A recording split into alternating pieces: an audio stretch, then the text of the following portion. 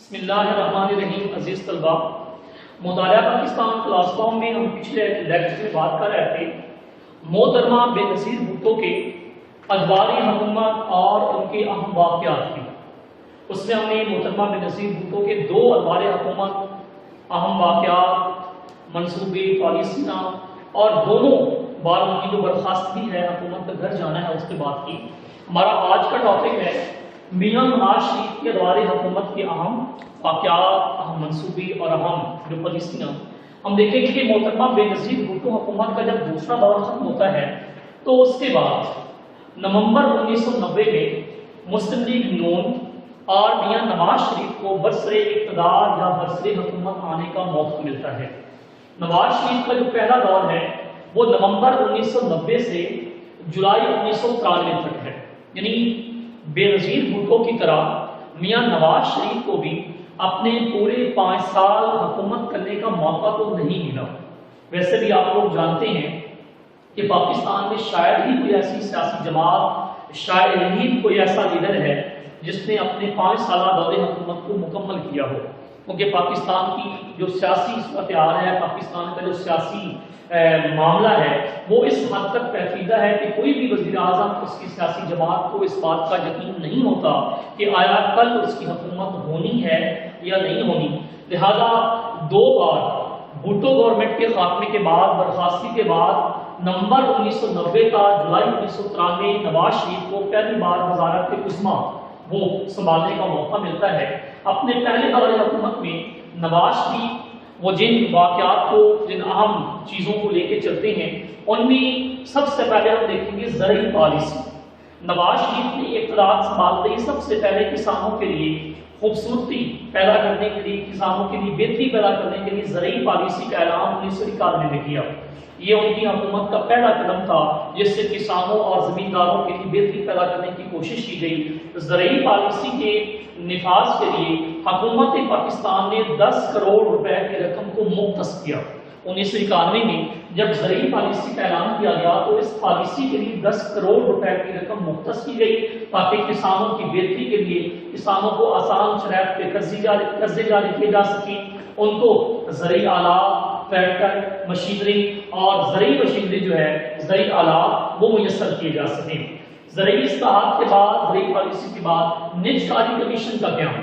نواز حکومت نے نجکاری شعبے کو بہتر بنانے کے لیے اور نجی اور پرائیویٹ سیکٹر کو مضبوط کرنے کے لیے نجکاری کمیشن قائم کیا اور کئی سرکاری اداروں کو بیچ کر وہ نجی ہاتھوں میں دے دیا، جس سے حکومت کو بہت سارا زرعی مبادلہ بھی حاصل ہوا اور حکومت جو ہے اس کی آمدن میں کئی گنا تک اضافہ ہوا. کئی پرائیویٹ بینک جو ہیں، حکومتی سطح پہ بینک میں ہیں، ان کو نجکاری کمیشن کے کنٹرول میں دیا گیا. پرائیویٹ اور نجی شعبے کی حوصلہ افزائی کی گئی تاکہ نجی جو شعبہ ہے وہ بھی حکومت کے ساتھ شانے سے شانہ ملا کے ملک کی معیشت کو بہتر بنانے کے لیے وہ ساتھ دے. نمبر 2، صوبوں کے درمیان پانی کی تقسیم کا فیصلہ. اب دیکھیں کہ چاروں صوبوں کے درمیان دریائے سندھ کے پانی کی تقسیم کا مسئلہ ہے. ہر صوبہ یہ چاہتا ہے کہ دریائے سندھ کا پانی زیادہ سے زیادہ اس کے حصے میں ہے. سندھ والے اس پہ اپنا حق ظاہر کرتے ہیں، وہ کہتے ہیں کہ چونکہ سندھ میں سے گزرتا ہے. پنجاب والے کہتے ہیں کہ چونکہ وہ پاکستان کا رقبے اور آبادی کے لحاظ سے، بلکہ آبادی کے لحاظ سے ایک بڑا صوبہ ہے، لہذا سندھ کے پانی پہ اس کا حق زیادہ ہے. بلوچستان والے اپنا دعویٰ کرتے ہیں تو خیبر پختونخوا وہ اپنا دعویٰ کرتا ہے. تو حکومت پاکستان نے نواز شریف کے دور حکومت میں چاروں صوبوں کے درمیان ایک ایوارڈ وہ قائم کیا جس کے تحت یہ فیصلہ کیا گیا کہ کس طرح کتنی مقدار میں چاروں صوبوں کے لوگ جو ہیں یا چاروں صوبے جو ہیں وہ دریائے سندھ کے پانی سے مستفید ہوں گے. اور جو صوبوں کے درمیان دریائے سندھ کی تقسیم کا مسئلہ جو ہے، پانی کی تقسیم، پانی کے استعمال کا مسئلہ جو ہے وہ کیا گیا. بیت المال کا قیام. میاں نواز شریف کے دور حکومت کا جو سب سے اہم ترین اور ایک عمدہ قدم یا فیصلہ تھا وہ بیت المال کا قیام تھا. نواز گورنمنٹ نے 1992 کے اندر ایک صدارتی حکمنامے، صدارتی آرڈیننس کے تحت بیت المال کو قائم کیا. بیت المال کا قیام عمل میں لایا گیا. بیت المال قائم کرنے کا مقصد کیا تھا کہ غریب، نادار، مستحق اور مفلس لوگوں کی حکومتی خزانے سے مدد کی جائے اور کئی ایسے طلباء طالبات کو تعلیم تعلیم حاصل کرنے میں وہ محض مالی مسائل کا شکار ہیں، ان کی خواہش ہوتی ہے، وہ قابلیت بھی رکھتے ہیں لیکن مالی مسائل ان کے سامنے رکاوٹ بنتے ہیں، تو بیت المال سے ان طلباء کی مدد کی جائے، خواتین اور بیواؤں، ناداروں، غریبوں اور مفلسوں کی وہ مدد کی جائے۔ اس مقصد کے لیے حکومت پاکستان نے 1992 کے اندر وہ بیت المال کا قیام وہ عمل میں لایا۔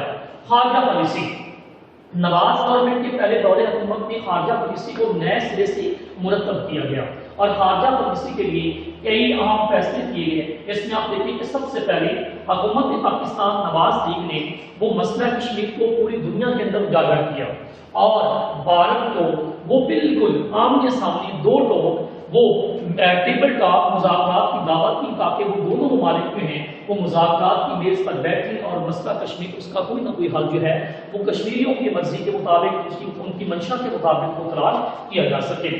افغانستان کے اندر مختلف گروہوں کے اندر متحارب گروہ جو تھے، جو آپس میں جنگجو قبائل تھے، ان کو ایک میز پہ اکٹھے لانے اور ان کے درمیان صلح کروانے میں حکومت پاکستان کا بڑا رول رہا۔ نواز حکومت نے افغانستان کے مختلف قبائل اور مختلف گروہوں کے اندر صلح کروانے میں اپنا رول، اپنا کردار ادا کیا۔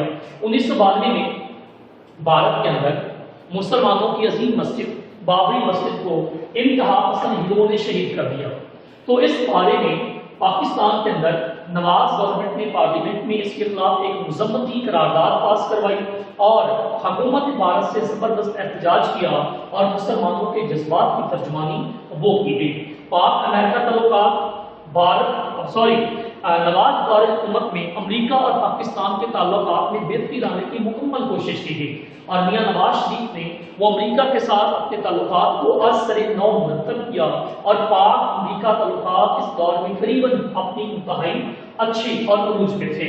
عراق حملے کی مذمت اور قرارداد، امریکہ نے عراق پہ حملہ کیا تو نواز حکومت نے اس حملے کی نہ صرف مذمت کی بلکہ اسمبلی سے ایک مذمتی قرارداد پاس کروا کے اس بات کا یقین دلایا کہ پاکستان عراق اور امریکہ کے حملے کی نہ صرف مذمت کرتا ہے بلکہ وہ اسے اچھا قدم تصور نہیں کرتا، اور پاکستان نے امریکہ سے یہ مطالبہ کیا کہ وہ عراق معاملے کو بہتر خارجی اور سفارتی سطح پہ حل کرنے کی کوشش کرے۔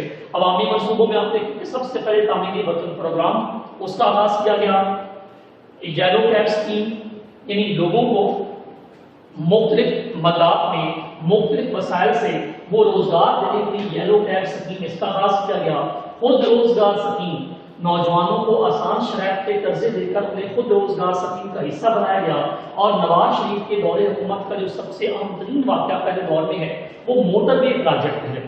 موٹر وے پروجیکٹ کا نہ صرف آغاز رکھا گیا بلکہ نواز دور حکومت میں موٹر وے کو مکمل کرنے اور اس کی تکمیل کرنے کے بہت ساری توجہ جو ہے وہ ملحوظ رکھی گئی۔